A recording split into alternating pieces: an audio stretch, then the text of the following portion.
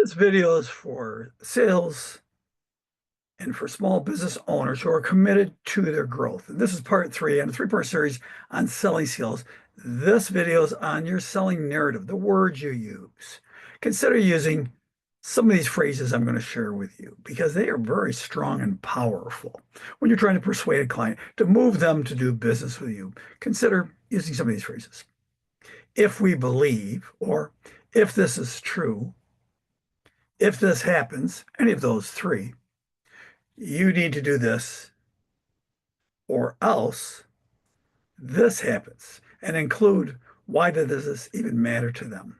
Always include the cost, the loss of doing nothing on your proposal. And I'll share with an example of this. I had a pimple over my tooth and went to my dentist for a checkup.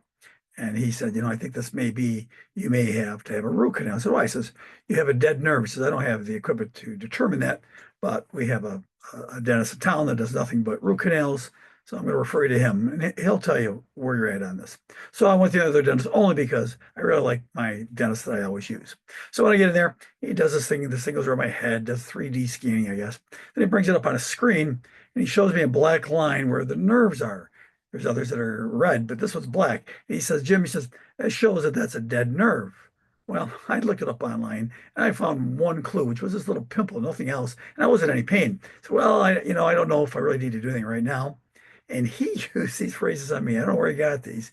He said, if it's true, if you believe what I'm showing you on the screen, I said, yeah, I can see the way my teeth are. Yeah, that looks like my teeth.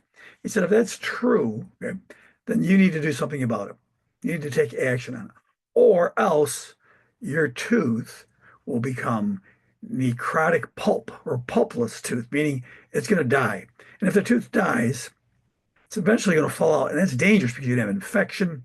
You can be in pain. It can happen at the worst possible time if you don't take care of it. But if you allow me to help with the root canal, I can save the tooth.